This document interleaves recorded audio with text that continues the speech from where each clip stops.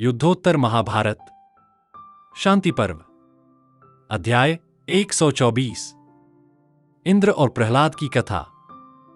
शील का प्रभाव और शील के अभाव में धर्म, सत्य, सदाचार, बल और लक्ष्मी का न रहना। युधिष्ठिर का प्रश्न। युधिष्ठिर ने पूछा, नरश्रेष्ठ पितामह, भूमंडल के सभी मनुष्य सर्वप्रथम धर्म के अनुरूप शील की ही अधिक प्रशंसा करते हैं, अतः इस विषय में मुझे बड़ा भारी संदेह हो गया है। यदि मैं उसे जान सकूं तो जिस प्रकार शील की प्राप्ति होती है वह सब सुनना चाहता हूं। भारत, वह शील कैसे प्राप्त होता है, यह सुनने की मेरी बड़ी इच्छा है। उसका क्या लक्षण बताया गया है, यह मुझसे कहिए। भीष्म का उत्तर। भीष्म जी ने कहा, दूसरों को मान देने वाले महाराज भरत नंदन, पहले इंद्रप्रस्थ में राजसूय यज्ञ के समय भाइयों सहित तुम्हारी वैसी अद्भुत श्री संपत्ति, वह परम उत्तम सभा और समृद्धि देखकर संतप्त हुए दुर्योधन ने कौरवस भा में बैठकर पिता धृतराष्ट्र से अपनी गहरी चिंता प्रकट की, सारी मनोव्यथा कह सुनाई। उसने सभा में जो बातें कही थीं वह सब सुनो। दुर्योधन की व्यथा। दुर्योधन ने कहा, पिताजी, युधिष्ठिर के महल में 10,000 महामंसवी स्नातक ब्राह्मण प्रतिदिन सोने की थालियों में भोजन करते हैं। भारत, दिव्य फल फूलों से सुशोभित वह दिव्य सभा, वे तीतर के समान रंग वाले चितकबरे घोड़े और वे भांति भांति के दिव्य वस्त्र देखकर अपने शत्रु पांडवों के उस कुबेर के समान शुभ एवं विशाल ऐश्वर्य का अवलोकन करके मैं निरंतर शोक में डूबा जा रहा हूं। धृतराष्ट्र का उपदेश। धृतराष्ट्र ने कहा, तात पुरुष सिंह, बेटा, यदि तुम युधिष्ठिर के पास जैसी संपत्ति है वैसी या उससे भी बढ़कर राजलक्ष्मी को पाना चाहते हो तो शीलवान बनो। इसमें संशय नहीं है कि शील के द्वारा तीनों लोकों पर विजय पाई जा सकती है। शीलवानों के लिए संसार में कुछ भी असाध्य नहीं है। मांधाता, जन्मेजय और नाभाग, इन सब राजाओं ने शीघ्र ही पृथ्वी का राज्य प्राप्त किया था। वे सभी राजा शीलवान और दयालु थे, इसलिए यह पृथ्वी स्वयं ही उनके पास आ गई थी। दुर्योधन का प्रश्न। दुर्योधन ने पूछा, भारत, जिसके द्वारा उन राजाओं ने शीघ्र ही भूमंडल का राज्य प्राप्त कर लिया, वह शील कैसे प्राप्त होता है, यह मैं सुनना चाहता हूं। धृतराष्ट्र द्वारा पुराना इतिहास। धृतराष्ट्र बोले, भरत नंदन, इस विषय में एक प्राचीन इतिहास का उदाहरण दिया जाता है जिसे नारद जी ने पहले शील के प्रसंग में कहा था। दैत्यराज प्रहलाद ने शील का ही आश्रय लेकर महात्मा इंद्र का राज्य हर लिया और तीनों लोकों को भी अपने वश में कर लिया। इंद्र का मार्गदर्शन प्राप्ति प्रयास। तब इंद्र हाथ जोड़कर बृहस्पति जी की सेवा में उपस्थित हुए और उनसे बोले, भगवान, मैं अपने कल्याण का उपाय जानना चाहता हूं। तब भगवान बृहस्पति ने उन्हें कल्याणकारी परम ज्ञान का उपदेश दिया। इंद्र ने फिर पूछा, इससे भी विशेष वस्तु क्या है? बृहस्पति ने कहा, तात सुरश्रेष्ठ, इससे भी विशेष महत्वपूर्ण वस्तु का ज्ञान महात्मा शुक्राचार्य को है। तुम उन्हीं के पास जाकर पुनः उस वस्तु का ज्ञान प्राप्त करो। शुक्राचार्य से ज्ञान। तब परम तेजस्वी महातपस्वी इंद्र ने प्रसन्नता पूर्वक शुक्राचार्य से अपने लिए श्रेय का ज्ञान प्राप्त किया। फिर इंद्र ने उनसे भी पूछा, क्या इससे भी विशेष श्रेय है? शुक्राचार्य ने कहा, महात्मा प्रहलाद को इससे भी विशेष श्रेय का ज्ञान है। यह सुनकर इंद्र बड़े प्रसन्न हुए। इंद्र का प्रहलाद के पास जाना। तब इंद्र ब्राह्मण का रूप धारण करके प्रहलाद के पास गए और बोले, राजन, मैं श्रेय जानना चाहता हूं, शील का प्रभाव और शील के अभाव का परिणाम। प्रहलाद और ब्राह्मण का संवाद। प्रहलाद ने ब्राह्मण से कहा, द्विजश्रेष्ठ, त्रिलोकी के राज्य की व्यवस्थाओं में व्यस्त रहने के कारण मेरे पास समय नहीं है, अतः मैं आपको उपदेश नहीं दे सकूंगा। यह सुनकर ब्राह्मण बोला, राजन, जब भी आपको अवसर मिले मैं आपसे सर्वोत्तम आचरणीय धर्म का उपदेश ग्रहण करना चाहता हूं। ब्राह्मण की इस बात से राजा प्रहलाद बहुत प्रसन्न हुए। उन्होंने तथास्तु कहकर उसकी बात मान ली और शुभ समय में उसे ज्ञान का तत्व प्रदान किया। ब्राह्मण ने भी उनके प्रति यथायोग्य गुरु भक्ति और सेवा की, जैसा उनके मन को प्रिय था वैसा ही। फिर उसने प्रहलाद से बार बार पूछा, धर्मज्ञ, आपको यह त्रिलोकी का उत्तम राज्य कैसे प्राप्त हुआ? कृपया कारण बताइए। प्रहलाद का उत्तर। प्रहलाद ने कहा, विप्रवर, मैं राजा हूं, इस अहंकार में आकर मैंने कभी ब्राह्मणों की निंदा नहीं की। जब वे मुझे नीति शास्त्र का उपदेश करते हैं तो मैं संयम पूर्वक उनकी बातें सुनता हूं और उनकी आज्ञा का पालन करता हूं। वे ब्राह्मण निःशंक होकर मुझे नीति का उपदेश देते हैं और संयम में रखते हैं। मैं सदा नीति मार्ग पर चलता हूं, ब्राह्मणों की सेवा करता हूं, किसी के दोष नहीं देखता और धर्म में मन लगाता हूं। क्रोध पर विजय पाकर मन और इंद्रियों को काबू में रखता हूं। जैसे मधुमक्खियां फूलों से रस लेकर छत्ते को सींचती हैं, वैसे ही उपदेश देने वाले ब्राह्मण मुझे शास्त्रों के अमृत वचनों से सींचते रहते हैं। मैं उनकी नीति विद्या का रस ग्रहण करता हूं और जैसे चंद्रमा नक्षत्रों पर शासन करता है, वैसे ही अपनी प्रजा पर शासन करता हूं। ब्राह्मणों के मुख से निकली नीतिवाणी ही इस पृथ्वी पर अमृत और सर्वोत्तम नेत्र है। राजा को इसे सुनकर आचरण करना चाहिए, यही श्रेय है। वरदान की मांग। इसके बाद प्रहलाद ने ब्राह्मण से कहा, मैं तुम्हारी सेवा से बहुत प्रसन्न हूं। तुम कोई वर मांगो, मैं अवश्य दूंगा। ब्राह्मण बोला, राजन, यदि आप सचमुच प्रसन्न हैं और मेरा प्रिय करना चाहते हैं तो मुझे आपका शील प्राप्त हो, यही मेरा वर है। यह सुनकर प्रहलाद प्रसन्न तो हुए, परंतु उनके मन में भय समा गया। वे सोचने लगे कि यह ब्राह्मण कोई साधारण पुरुष नहीं है। फिर भी उन्होंने एवंस्तु कहकर वर दे दिया, लेकिन उसके बाद उन्हें बहुत चिंता होने लगी। शील का प्रस्थान। इसी चिंता के बीच उनके शरीर से एक परम कांतिमान तेजस्वी पुरुष प्रकट हुआ। प्रहलाद ने पूछा, आप कौन हैं? उसने कहा, मैं शील हूं। तुमने मुझे ब्राह्मण को दे दिया है, इसलिए अब मैं तुम्हें छोड़कर उसी के पास जा रहा हूं। धर्म का प्रस्थान। शील के जाने के बाद प्रहलाद के शरीर से दूसरा तेजस्वी पुरुष निकला। उसने कहा, मैं धर्म हूं। जहां शील होगा वहीं मैं भी जाऊंगा। सत्य का प्रस्थान। फिर प्रहलाद के शरीर से तीसरा महातेजस्वी पुरुष प्रकट हुआ। उसने कहा, मैं सत्य हूं। मैं धर्म के पीछे पीछे जाऊंगा। सदाचार का प्रस्थान। सत्य के चले जाने के बाद एक और महापुरुष प्रकट हुआ और बोला, मैं सदाचार हूं। जहां सत्य होगा वहीं मेरा स्थान है। बल का प्रस्थान। फिर प्रहलाद के शरीर से महान शब्द करता हुआ एक और पुरुष प्रकट हुआ। उसने कहा, मैं बल हूं। जहां सदाचार होगा वहीं मेरा वास है। लक्ष्मी का प्रस्थान। इसके बाद प्रहलाद के शरीर से एक प्रभामयी देवी प्रकट हुई। प्रहलाद ने पूछा, आप कौन हैं? वह बोली, मैं लक्ष्मी हूं। सत्य और पराक्रम के कारण मैं स्वयं ही तुम्हारे शरीर में निवास करती थी, परंतु अब तुमने मुझे त्याग दिया है, इसलिए मैं भी जा रही हूं। मैं बल की अनुगामिनी हूं। प्रहलाद की भय और प्रश्न। लक्ष्मी के जाने पर प्रहलाद को बहुत भय हुआ। उन्होंने पूछा, कमल वाले स्थान की अधिष्ठात्री देवी, आप तो सत्यव्रता और लोक की परमेश्वरी हैं। अब मुझे यह बताइए कि वह ब्राह्मण श्रेष्ठ कौन था? लक्ष्मी ने कहा, प्रभो, जिसे आपने उपदेश दिया है वह ब्रह्मचारी ब्राह्मण के रूप में साक्षात इंद्र ही थे। तीनों लोकों में जो तुम्हारा ऐश्वर्य फैला हुआ था वह उन्होंने ही हर लिया। धर्मज्ञ, तुमने शील के द्वारा ही तीनों लोकों पर विजय पाई थी।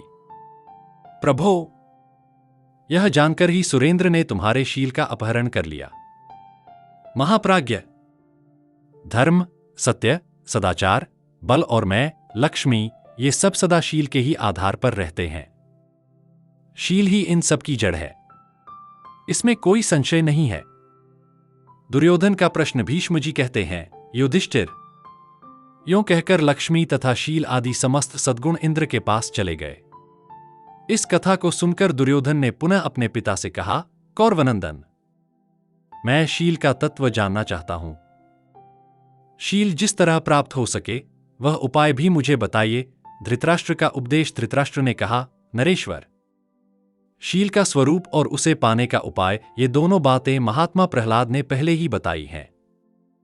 मैं संक्षेप से शील की प्राप्ति का उपाय बता रहा हूं, ध्यान देकर सुनो।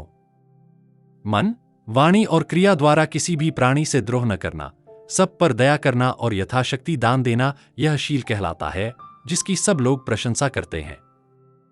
अपना जो भी पुरुषार्थ और कर्म दूसरों के लिए हितकर न हो अथवा जिसे करने में संकोच का अनुभव होता हो, उसे किसी तरह नहीं करना चाहिए। जो कर्म जिस प्रकार करने से भरी सभा में मनुष्य की प्रशंसा हो, उसे उसी प्रकार करना चाहिए। कुरुश्रेष्ठ, यह तुम्हें थोड़े में शील का स्वरूप बताया गया है। तात, यद्यपि कहीं कहीं शीलहीन मनुष्य भी राजलक्ष्मी को प्राप्त कर लेते हैं, तथापि वे चिरकाल तक उसका उपभोग नहीं कर पाते और जड़मूल सहित नष्ट हो जाते हैं। बेटा, यदि तुम युधिष्ठिर से भी अच्छी संपत्ति प्राप्त करना चाहो तो इस उपदेश को यथार्थ रूप से समझकर शीलवान बनो। भीष्म का निर्देश। भीष्म जी कहते हैं, कुंती नंदन। राजा धृतराष्ट्र ने अपने पुत्र को यह आशा का उत्पत्ति प्रश्न युधिष्ठिर का प्रश्न युधिष्ठिर ने पूछा, पितामह, आपने पुरुष में शील को ही प्रधान बताया है। अब मैं यह जानना चाहता हूं कि आशा की उत्पत्ति कैसे हुई। आशा क्या है? कृपया बताइए। मेरे मन में यह महान संशय उत्पन्न हुआ है। इसका निवारण करने वाला आपके सिवा कोई नहीं है। पितामह, दुर्योधन पर मेरी बहुत बड़ी आशा थी कि युद्ध का अवसर आने पर वह उचित कार्य करेगा। मैं समझता था कि वह युद्ध किए बिना ही मुझे आधा राज्य लौटा देगा। प्रायः सभी मनुष्यों के हृदय में कोई न कोई बड़ी आशा उत्पन्न होती है। उसके भंग होने पर महान दुख होता है, किसी किसी की मृत्यु भी हो जाती है। राजेंद्र, उस दुरात्मा धृतराष्ट्रपुत्र ने मुझ दुर्बुद्धि को हताश कर दिया। देखिए, मैं कैसा दुर्भाग्यशाली हूं। राजन, मैं आशा को वृक्षस्थित पर्वत से भी बड़ी मानता हूं अथवा वह आकाश से भी बढ़कर अप्रमेय है। कुरुश्रेष्ठ, आशा अचिंत्य और परम दुर्लभ है। उसके दुर्लभ होने के कारण ही मैं उसे इतनी बड़ी मानता हूं। आशा से बढ़कर दुर्लभ और क्या है? भीष्म का उत्तर। भीष्म जी ने कहा, युधिष्ठिर, इस विषय में मैं तुम्हें राजा सुमित्र और ऋषभ मुनि का इतिहास सुनाऊंगा। ध्यान देकर सुनो राजा सुमित्र की कथा। राजर्षि सुमित्र है वंशी राजा थे। एक दिन वे शिकार खेलने के लिए वन में गए। वहां उन्होंने एक मृग को बाण से घायल कर दिया और उसका पीछा करने लगे। वह मृग बहुत तेज दौड़ने वाला था। वह राजा का बाण लिए भाग निकला। राजा भी बलपूर्वक उस मृग का पीछा करने लगे। भागते भागते वह मृग कभी नीची भूमि की ओर जाता और कभी समतल मार्ग से दौड़ता। राजा भी यौवन और बल से पूर्ण थे। उन्होंने कवच धारण कर रखा था और हाथ में धनुष बाण तथा तलवार लिए पीछे दौड़ते रहे। इस प्रकार वह मृग नदियों, तालाबों और वनों को पार करता रहा और राजा भी अकेले उसका पीछा करते रहे। राजा सुमित्र और मृग की खोज। वन में विचरने वाला मृग अकेला ही अनेकों नदियों, गड्ढों और जंगलों को बार बार लांघता हुआ आगे आगे भाग रहा था। वह वेगशाली मृग अपनी इच्छानुसार राजा के पास आकर फिर बड़े वेग से आगे भाग जाता था। राजा के बहुत से बाण उसके शरीर में धंस गए थे, फिर भी वह वंचारी मृग खेल करता हुआ बार बार उनके निकट आ जाता था। वह मृगसमूहों का सरदार था।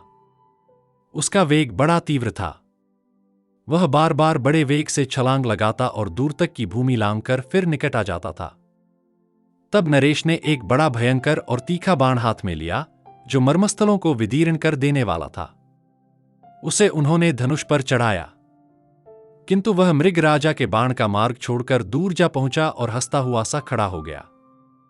जब राजा का वह तेजस्वी बाण पृथ्वी पर गिर पड़ा, तब मृग एक महान वन में घुस गया।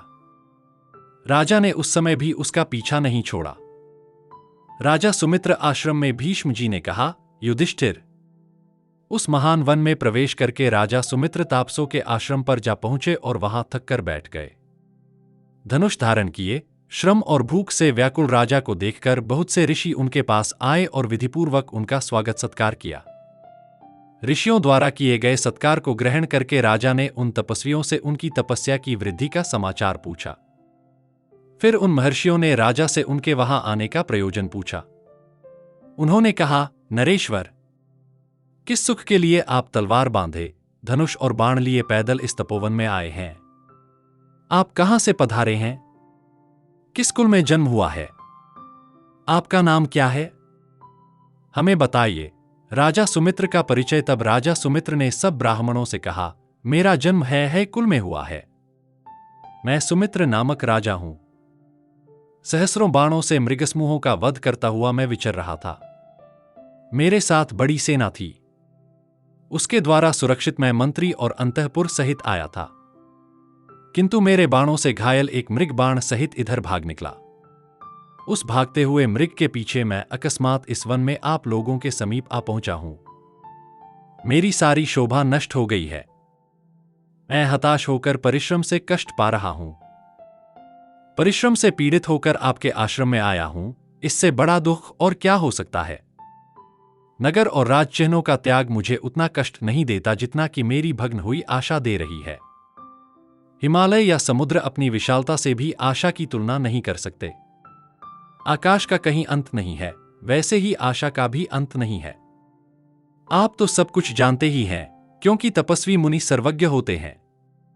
इसलिए मैं आपसे पूछता हूं, यदि एक ओर आशावान पुरुष हो और दूसरी ओर अनंत आकाश, तो जगत में महत्ता की दृष्टि से आपको कौन बड़ा लगता है? मैं यह तत्व से सुनना चाहता हूं। भला यहां आकर कौन सी वस्तु दुर्लभ रह सकती है? यदि यह कोई गुप्त विषय न हो तो शीघ्र बताइए। यदि मेरे प्रश्न से आपकी तपस्या में विघ्न पड़ता हो तो मैं रुक जाता हूं, पर यदि आप उचित समझें तो आशा के कारण और सामर्थ्य के विषय में मुझे ठीक ठीक बताइए। ऋषभ मुनि का वृतांत भीष्म जी कहते हैं। युधिष्ठिर। तदंतर उन समस्त ऋषियों में से मुनिश्रेष्ठ ब्रह्मर्षि ऋषभ ने विस्मित होकर इस प्रकार कहा, नरनारायण आश्रम की यात्रा नृपश्रेष्ठ। पहले की बात है, मैं सब तीर्थों में विचरण करता हुआ भगवान नरनारायण के दिव्य आश्रम में जा पहुंचा। जहां वह रमणीय बद्री का वृक्ष है, जहां वैहायस्कुंड है तथा जहां अश्वशिरा, हयग्रीव सनातन वेदों का पाठ करते हैं, वहीं नरनारायण आश्रम है। उस वैहायस्कुंड में स्नान करके मैंने विधिपूर्वक देवताओं और पितरों का तर्पण किया। उसके बाद उस आश्रम में प्रवेश किया जहां मुनिवर नर और नारायण नित्य सानंद निवास करते हैं। तनु मुनि से भेंट उसके बाद निकट ही एक अन्य आश्रम में मैं ठहरने के लिए गया। वहां मुझे तनु नाम वाले एक तपस्वी ऋषि आते दिखाई दिए, जो चीर और मृगचर्म धारण किए हुए थे। उनका शरीर बहुत ऊंचा और अत्यंत दुर्बल था। उनका शरीर दूसरे मनुष्यों से 8 गुना लंबा था। उनकी जैसी कृष्णा मैंने कहीं नहीं देखी थी। उनकी गर्दन, भुजाएं, पैर और सिर के बाल भी अद्भुत थे। उनकी वाणी और चेष्टा साधारण थी। मैं उन्हें देखकर डर गया और मन ही मन दुखी हो गया। फिर उनके चरणों में प्रणाम करके हाथ जोड़कर उनके आगे खड़ा हो गया। अपने नामगोत्र और पिता का परिचय देकर उन्हीं के दिए हुए आसन पर बैठ गया।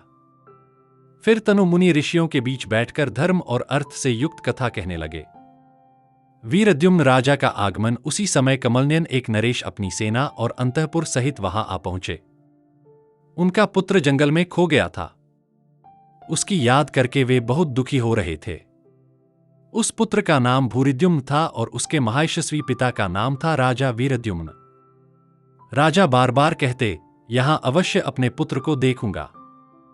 मेरे लिए उसका दर्शन दुर्लभ है, पर मेरे मन में बड़ी भारी आशा है। उस आशा ने मेरे पूरे शरीर पर अधिकार कर लिया है। उसके लिए मैं मृत्यु को भी स्वीकार करने को तैयार हूं। राजा वीरद्युम्न और तनु मुनि राजा की बातें सुनकर भगवान तनु मुनि ध्यानमग्न हो गए। यह देखकर राजा वीरद्युम्न दुखी होकर धीरे धीरे विनयपूर्वक कहने लगे, देवर्षे, कौन सी वस्तु दुर्लभ है और आशा से भी बड़ा क्या है? यदि यह रहस्य न हो तो कृपा कर बताइए। पुत्र भूरिद्युम्न का कारण तनु मुनि ने कहा, राजन, आपके उस पुत्र ने पहले मूढ़ बुद्धि से अपने दुर्भाग्य के कारण एक पूजनीय महर्षि का अपमान कर दिया था। वह महर्षि उससे एक सुवर्ण कलश और वलकल मांग रहे थे, किंतु आपके पुत्र ने अवहेलना करके उनकी इच्छा पूरी नहीं की। इससे वे ऋषि अत्यंत खिन्न और निराश हो गए। यह सुनकर धर्मात्मा राजा वीरद्युम्न ने उन लोक पूजित महर्षि को प्रणाम किया और थककर शिथिल हो गए। फिर उन महर्षि ने शिष्टाचार पूर्वक राजा को पाद्य और अर्घ्य अर्पित किया। तब वे सब मुनि राजा वीरद्युम्न को चारों ओर से घेर कर बैठ गए, मानो सप्तर्षि ध्रुव को घेरे हों। फिर उन्होंने राजा से वहां आने का प्रयोजन पूछा। महाभारत, भारत का गौरवशाली इतिहास। हम कथा सुनाते पांडव सकल महान की। यह महाभारत है पुण्य कथा श्री भगवान की। जम्बू दीपे भरतखंडे आर्यावर्ते भारतवर्षे एक नगरी है विख्यात हस्तिनापुर नाम की। यह जन्मभूमि है पांडव सकल महान की। यह महाभारत है पुण्य कथा श्री भगवान की।